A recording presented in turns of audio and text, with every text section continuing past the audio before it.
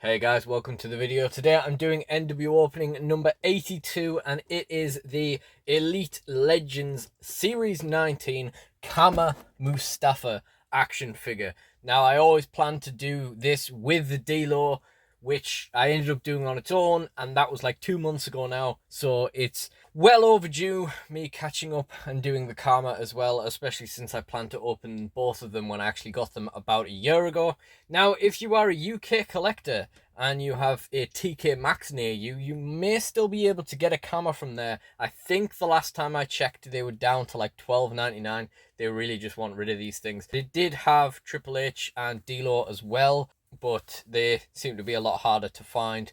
But yeah, there's just a little tip for you if that's any use to anyone. Anyway, this action figure, I'm so happy that we got a Nation Kama. I mean, quite honestly, I always wanted to use the Nation in my figure fed. In fact, they're all stood out here waiting for me to film the next part of my current show, apart from The Rock. For storyline reasons, he's not out. I always wanted to use the Nation, and when I was a kid, it was the kind of thing that you never really expected Jax to touch. Mattel, on the other hand, just slowly dripped it in over the years. We got the Farouk and the Rock 2-pack, which was really cool, that I managed to pick up when I first started collecting again. Also got the original D-Lo when I first started collecting again, but then I've upgraded for this one anyway. And I also managed to get the Godfather figure, which kind of works, but it also kind of doesn't. You know, I'd much rather have the Nation gear Kama, especially with it matching the D-Lo Brown. And we're even getting a matching Farouk coming out, which would be cool. I'm not sure if I'm going to be able to get that, but it would be cool to upgrade this Farouk, since the joints, honestly, the joints on this and the original D-Lo sucked. And it made me really regret even writing them into the show. But thankfully, the last thing I filmed with him was like 2 years ago, so it doesn't really matter all that much. The Godfather's joints really suck. As much as I'm happy to have this figure to stick on the shelf, it's really good to get an upgrade to a proper Kama. And I did have the Fighting Machine Kama, and I did appreciate that when it came out, but I much prefer this. If it was worth more, I would have that Fighting Machine Kama sold, because I just don't feel the need. Interestingly enough, Charles Wright, turns out, is a guy that I want a copy of like every gimmick he has from. In fact, I own a copy of every gimmick he's had. You know, obviously we've got Kama. Took Godfather out the ring too soon. We got the Godfather, and eventually managed to get a Papa Shango, which is my favorite gimmick of his. Turns out, I never knew this, but turns out Charles Wright is one of my favorite wrestlers. Like, who would have known? Obviously, we've got the Fighting Machine Kama version as well. You know, maybe we have to keep it to keep the collection together. But yeah, I guess as a kind of journeyman guy, he just so happens to have had 3 gimmicks that I have plenty of time for. So anyway, let's get into talking about the actual figure. This thing's really cool. It doesn't really come with all that much in terms of accessories, but he comes with a hat, which is nice. And he's got his little kind of waistcoat, kind of sleeveless jacket as well. Spare hands, of course. Open grip hands and closed fists already on him. Again, it was really cool that this was the wave where we finally started getting Legends in the UK. You know, when they said they were going to start shipping Legends over here, I thought, I hope it's this wave where it starts, and it certainly was, so that we could get the D-Lo and we could get the Mustafa for our Fed. I would have kind of been interested in the Brother Love, but I've never been a big fan of him. The Undertaker, I'm happy with the Undertakers I have, so the rest of the wave was passable. And I don't tend to like going in store with in either toy shop, in Smith's or the Entertainer near me now. Since having worked at them, I don't like going back in. But I definitely had to have a look to see if they had a Chase D-Lo, which unfortunately they didn't. Now, I think that's more or less all the waffle I had prepared for the start of this video, so let's get into this. Still can't cut through that bit of tape without cutting through the box as well. Oh, it's not actually. That's actually the only bit of tape that's holding it shut on this. Look at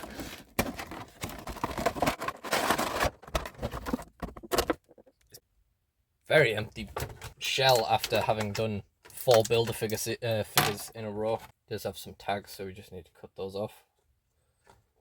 Oh, he's got a tag. He's got a tag holding one arm in.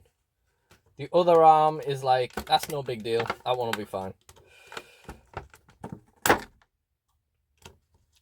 Man, as if that didn't rip the tag off.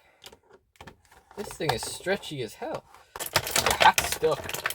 Okay, that's probably the most I've ever struggled to get an action figure out of the shell, but I digress.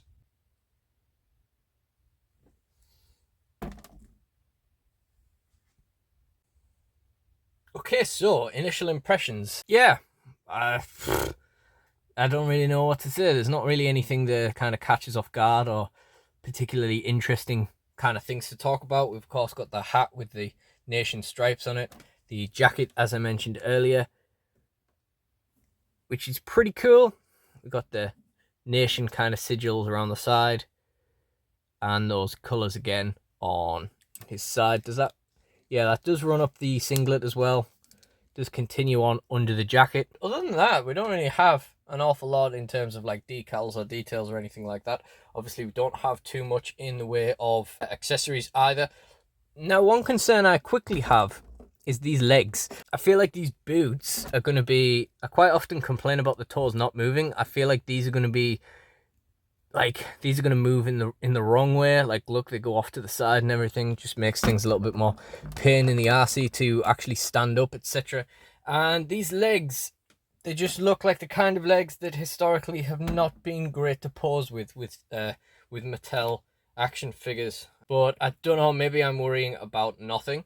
We'll take the rubber jacket off to show you the figure under the jacket. This is the kind of like rubber goods I don't mind so much. You know, it's that kind of like firmer sort of plasticky material as opposed to being like the really, really like stringent, tight kind of rubber that you feel like you're either going to snap or, you know, it's gonna perish over time or something. So that is what he's looking like with the jacket off. Of course, we've got the decals down the side. Not really much going on anywhere else. We'll take a bit of a look at the face paint. The paint job isn't bad, but it looks like it's kind of harder to see on the camera because it's kind of washed out, but it does kind of look like the paint hasn't gone completely over the mustache there. In fact, actually, you could see the paint behind, like on his face, like behind where the hair is. Yeah, and you can see that side is very bald.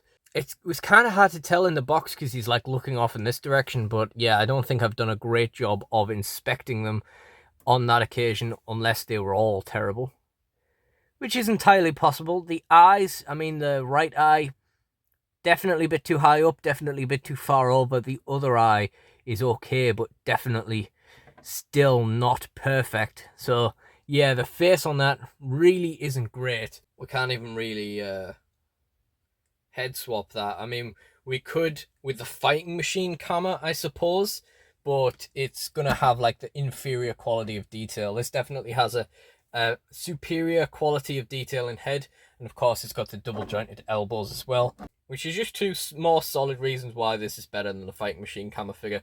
Tattoos on this figure are alright as well.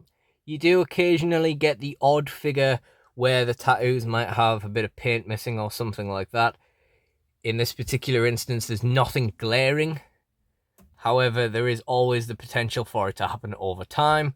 And indeed, it's kind of hard to tell, especially like when they've tattooed this much. I mean, this missing bit on the elbow, is that supposed to be blank? I assume so. This bit's supposed to be blank, you know what I mean? Like, yeah, unless you know the tattoos well, it's kind of hard to tell. But anyway, we'll continue with the joint check. So the head is okay. It's just the same as like most, where it's like really bobbly around here, but it really, you know, it'll stay in place. It'll stay where you put it. The shoulder, up and out, good start.